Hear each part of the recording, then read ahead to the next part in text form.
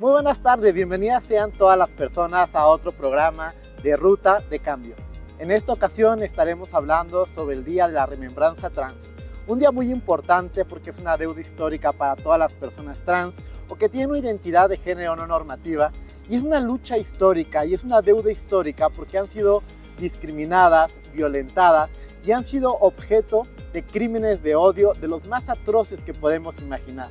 Por eso, un día como este nos recuerda que como sociedad tenemos que seguir construyendo los caminos para una igualdad sustantiva, para que también se den los parámetros de respeto y de equidad necesarios para que todas las personas podamos convivir en comunidad y en armonía como merecemos en pro de los derechos humanos. En ese contexto, hoy tendremos la oportunidad de platicar con personas transgénero, con personas de identidades de género no normativas, para que en palabras suyas nos digan ¿cuáles creen que son las medidas y acciones necesarias que tenemos en deuda como sociedad para construir una sociedad más justa e igualitaria?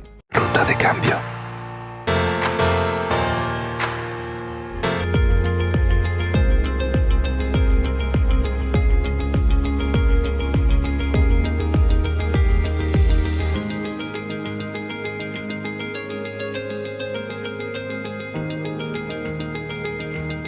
Pues muy buenas tardes, estamos con Emma Jessica Duvali.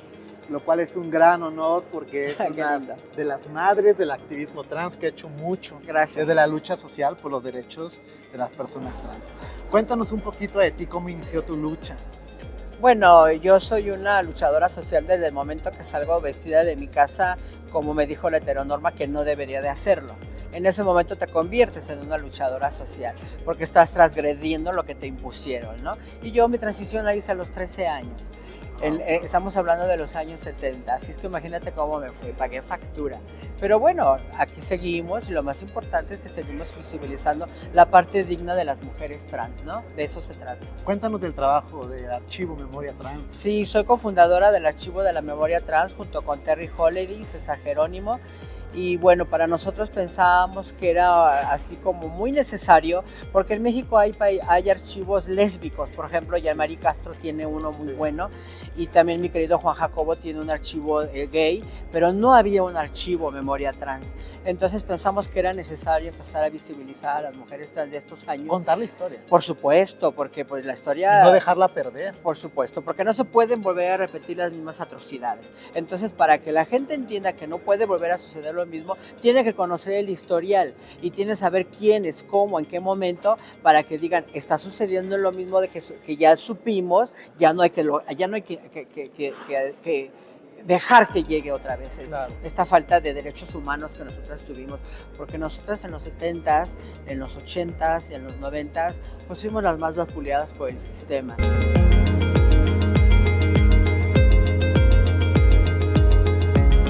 Y bueno, estamos con Daniela Cerón, quien nos va a platicar un poquito sobre los obstáculos, sobre la falta de accesibilidad, sobre los grandes retos y la gran deuda que tenemos como sociedad para llegar a una igualdad verdaderamente sustantiva. Claro. Cuéntanos a qué te dedicas, Daniela.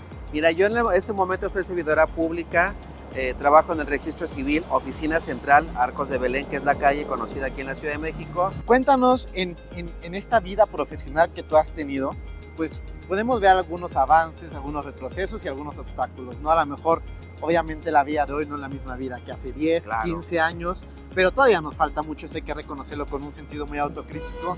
Entonces, cuéntanos un poquito de lo que tú ves como un avance y lo que podría haber como obstáculos y que todavía nos falta mucho trabajar, pues como sociedad, como gobierno, como Estado y como todas las partes involucradas en los derechos humanos. Claro, fíjese que lo que yo observo, yo tengo 50 años y estoy en una generación ni de muy joven ni muy grande, ¿no?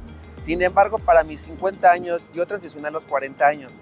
Yo soy contadora técnica de profesión, siempre me dediqué a la facturación, a las empresas privadas, pero con una expresión de género masculina, o sea, como gay. Cuando yo transiciono a los 40 años, pierdo todo. Desaparece mi currículum, desaparece esta persona con Hace esta 10 identidad. años, Hace estamos 10 hablando de años. 2014, o sea, Muy ayer. poco, muy poco. Aún no se ve información del tema trans. Yo transiciono y 1 año, 2 años me quedo desempleada. Vi en el 2015 que es el cambio de identidad, que hicimos las primeras 100 trans, que hicimos el cambio de identidad.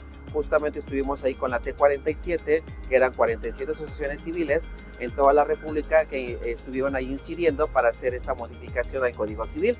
Estuvimos ahí trabajando, se aprueba en el 2015 y somos las primeras 100 trans haciendo el cambio administrativamente, porque ya habían compañeras que habían hecho el cambio de identidad, pero por medio judicial o jurídico, ¿no? Sin embargo, en ese 2015 hago el cambio y es cuando medio empiezo a tener trabajo ya con esta nueva expresión y con la identidad de género. Es cuando empiezo a entrar en el campo laboral y veo una opción y me vuelvo gestora. Soy la primera gestora trans, acompañando a las compañeras, orientando para el cambio de identidad y homologación de documentos. Te cuento un caso.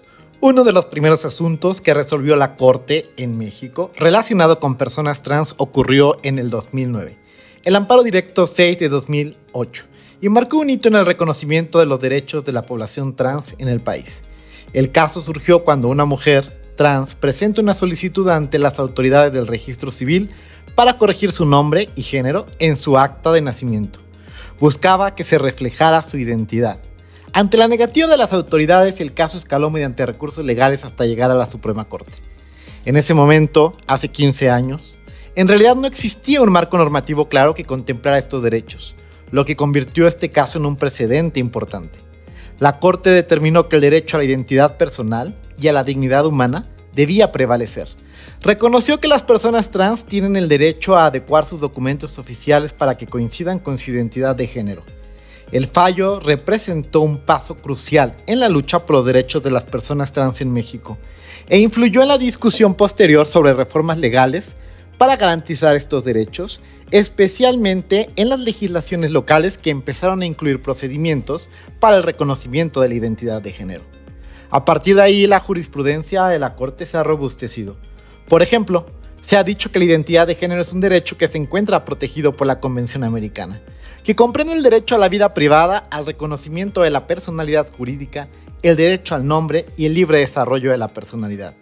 También en diversos asuntos se han invalidado límites de edad en códigos civiles locales que establecen un requisito de edad para solicitar una nueva acta de nacimiento por rectificación de identidad de género. También ha destacado la Corte y ha sido enfática en reconocer que los procedimientos para ajustar los documentos de identidad deben ser siempre de naturaleza administrativa y no judicial, ágiles y sencillos. ¿Quieres conocer más sentencias como estas? Contáctame.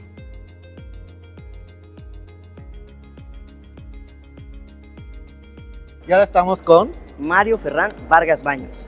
Y Mario nos va a contar un poquito sobre el colectivo que representa la Asociación Civil. Entonces, por favor, cuéntanos un poco. Claro, Existimos nace en el año 2020, durante pandemia. Nosotros nos enfocamos al empoderamiento de las personas trans y no binarias dentro y fuera de Pachuca Hidalgo. Tenemos incidencia tanto estatal, desde lo municipal, estatal, nacional e incluso internacional.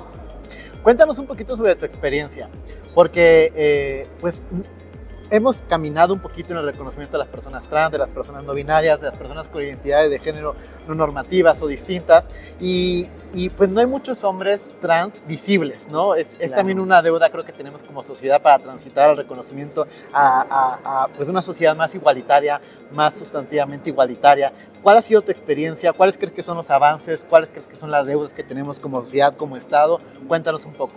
Pues realmente parte de los retos como hombre trans es ser visible, porque en este punto de mi transición, yo llevo una transición de casi 10 años, costaba mucho trabajo y yo me encontraba con esta palabra de ¿a poco existen? Los hombres trans existen, porque siempre se tenía un liderazgo y pues mucha visibilidad hacia las mujeres trans. Entonces ahí es cuando nace Existimos, empiezo yo a empoderar esta parte y a hacer visible la causa también de los hombres trans, que tenemos pues necesidades también muy específicas y diferentes que las mujeres trans. Entonces de eso va la lucha. ¿Y cuáles crees que son las deudas? Que nos falta mucho. En todos los temas de género, Claro. y en todos los temas trans nos falta mucho, ¿no? Entonces también, pero bueno, a lo mejor identificas algunos en particular que tú podrías decir, estos son cosas, son herramientas, son garantías, son aspectos fundamentales que tendremos que atender, pues ya, ¿no? Tenemos Claro. garantía de atención inmediata, otras a lo mejor a más largo plazo, Plazo. política pública, pero lo que tú identificas que ahorita dices, bueno, esto ya lo podemos hacer y no lo estamos haciendo, ¿qué Claro, sería? pues parte de la visibilidad es justamente el acceso a un trabajo digno.